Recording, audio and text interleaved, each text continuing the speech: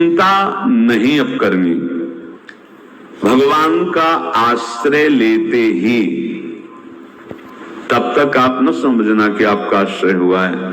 भगवान का आश्रय लेते ही ये चीजें बढ़ने लगती हैं। ज्ञान, विद्या, श्री, कीर्ति, आध्यात्मिक शक्ति, सौंदर्य, माधुर्य, इसका आपके अंदर विकास होने लगता है, क्योंकि सब भागवतिक हैं, भगवान के अंश से उपासक में आने लगते हैं। स्वामी का प्रभाव दास में आ जाता है। अरे एक साधारण कीड़ा भृंगी अपना प्रभाव दूसरे कीड़े पर डालकर उसे भृंगी बना देता है, तो भगवान का नाम गुण रूप लीला धाम तुम्हें ये नहीं प्रदान कर देगा। भगवद आश्रय लेते ही जिसके भय और विषाद नाम जप से नष्ट हो गए, नाम जप और सत्संग से, उसके हृदय में ऐश्वर्य भगवान का प्रकट होता है। तो बाह्य और आंतरिक दोनों वो ऐश्वर्यवान होता है। ज्ञान, विद्या, श्री, कीर्ति, शक्ति, सौंदर्य, माधुर्य, ये प्रकाशित होने लगता है। बिना किसी बनावट श्रृंगार के उसके चेहरे पर आकर्षण होता है, देखते ही हृदय लुभायमान हो जाता है। ऐसा माधुर्य होता है भक्तों का, क्योंकि माधुर्य सिंधु प्रभु का चिंतन होता है। जो भगवान के आश्रित है उसे भय की तो कोई गुंजाइश ही नहीं है, कोई गुंजाइश नहीं। क्यों? क्योंकि वो भगवान सर्वशक्तिमान उसकी रक्षा में रहते हैं। बहुत छोटा सा प्रसंग है। एक नीलांबर दास नाम के महान भक्त हुए हैं। जन साधारण गृहस्थ की तरह जीवन व्यतीत करते थे।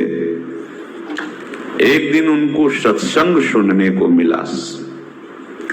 सत्संग में जब जैसे यही सब सार बातें, तो उनको लगा कि अभी तक तो हम अपने को पूर्ण मान रहे थे कि हमारे पास रुपया है, पत्नी है, पुत्र है, घर है, सब मौज मस्ती है, लेकिन ये सब छूट जाएगी मरने के बाद, फिर मेरे पास क्या रहेगा? सत्संग यही अंदर आपके विवेक डालता है। बड़ा पश्चाताप उनके हृदय में हुआ। ये है कृपा, जिसको अपने लौकिक भोगों के बीच में रहकर उनसे जलन पैदा होने लगे, जान लेना भगवान उन पर बहुत कृपालु हो गए हैं। उनके हृदय में प्रार्थना जागृत हुई, प्रभु कोई साधन भजन नहीं जानता, अभी तक तो गृहस्थी के भोगों में और भोगों के संग्रह में मुझे ऐसा लगता रहा कि मैं पूर्ण हूं। पूज्य श्री सूरदास जी के शब्दों में मानो नीलांबर दास जी की ही प्रार्थना हृदय से प्रकट हो रही। कह रहे हैं, कृपा अब कीजिए बलि जाऊं। मुझे पता नहीं था,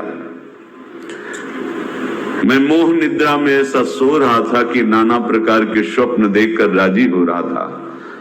संत सत्संग मिला तो मुझे पता चला ये तो जो कुछ भी है सब व्यर्थ है।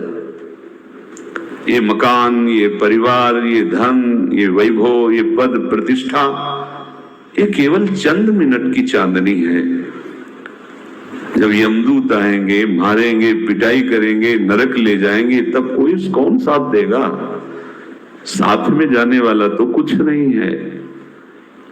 सत्संग में भगवान के चरणों का आश्रय सुना तो कह रहे, कृपा अब कीजिए बलि जाऊं, बलिहारी जाऊं प्रभु, अब तो कृपा कर दो। कृपा तो हो चुकी है।